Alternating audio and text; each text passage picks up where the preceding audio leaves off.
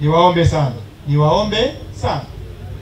Chama chetu cha Mapinduzi ni kwa nini kimeendelea kujidhatiti katika kuwatumikia wananchi, na kwa nini kimeendelea kuwa chama bora na chama chenye mvuto ndani ya taifa letu? Sababu zipo hizi tatu. Chama chetu cha Mapinduzi kimekuwepo na sera imara. Sera hizo zinaaksi matatizo na zinatumikia wananchi kwa kiwango kikubwa. Lakini pia chama chetu cha Mapinduzi, viongozi wanapatikana kwa kupimwa na kuchujwa. Ndio maana nimewaelezea sifa za Engineer Leonard Mzunguti ambaye ni mgombea udiwani. Amepimwa na vikao na vikajiridhisha, na ndio maana kilimrudisha yeye kama huyu anatosha kuwatumikia wananchi kwa wapi? Kwa chifu. Na sisi Chama cha Mapinduzi ndani ya wilaya, ngazi ya wilaya, tulitega masikio yenu. Mlisema tumehangaika muda mrefu, mara imeenda, mara imerudi, mara nini. Tukasema sasa kipindi hichi tunaletea kijana. Sifa, naomba tu usimame wakuone. Unamwona kijana alivyotulia?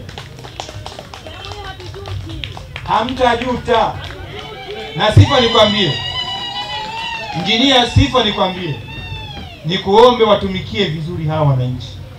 No ferao. Kiandani.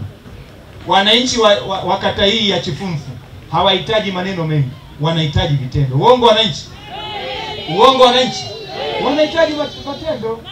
Engineer, mimi nakuamini. Ndio maana nimeenda nitoe ushuhuda hapa. Nimeenda Arusha. Ungeweza kugombea kwenye kata yako ile, lakini ukaamua uje watumikie wananchi. Naomba watumikie wananchi. Sisi vijana tunavyoaminiwa, tuaminike, si ndio? Si ndio wakina mama? Sasa mmepata kijana mzuri sana. Mmepata kijana mzuri, ndio maana nikawaambia chama chetu kinachuja viongozi ambao wanatosha ndani ya kata, ndani ya jimbo, lakini pia kwenye kitaifa. CCM oyee. Lakini kwa nini nimesema chama chetu kinaendelea kuwa bora? Chama chetu kimeendelea kuwa bora ni kwa sababu kinapoingia madarakani tu, tuliwaomba ridhaa 2020 mpaka 2025. Tumefanya kazi kubwa na kazi hiyo imeonekana. Kwa nini tusije tena kwa awamu ya pili? Kwa hiyo niwaombe sana. Chama chetu kinaomba kwa ridhaa nyingine ya miaka 5, 2025 30, mtupe ridhaa, mkatupigie kura. Nataka nitolee mfano mmoja. Tochi ya maendeleo ya ndani ya kata hii itatokana na beti 3 ambazo ni za Chama cha Mapinduzi.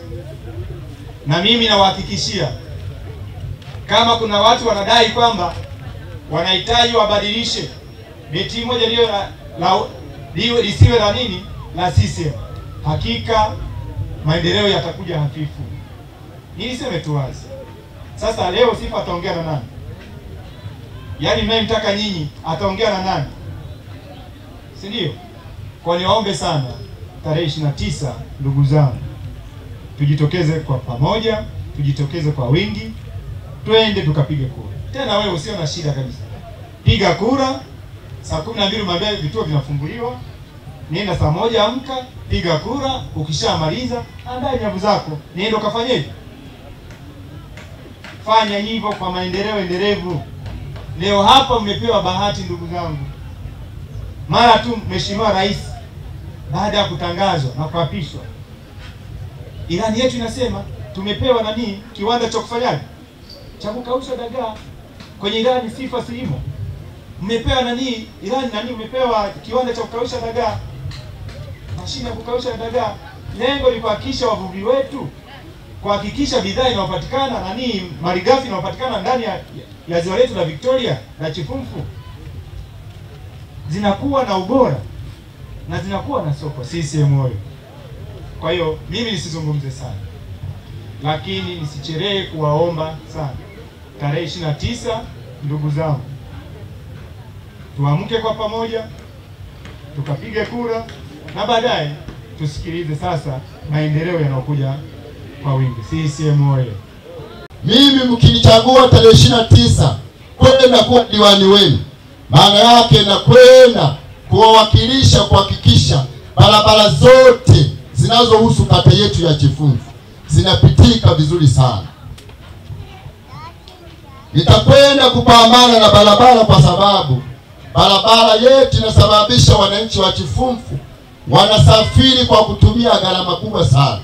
Na haya yote ni kwa sababu wakati barabara ikiwa mbovu, hata hao wanaohusika na magari ya usafirishaji wanatumia mafuta mengi sana kusafirisha abiria, kuwatoa sehemu moja kwenda sehemu nyingine. Lakini pia barabara inasababisha magari kuharibika mara kwa mara.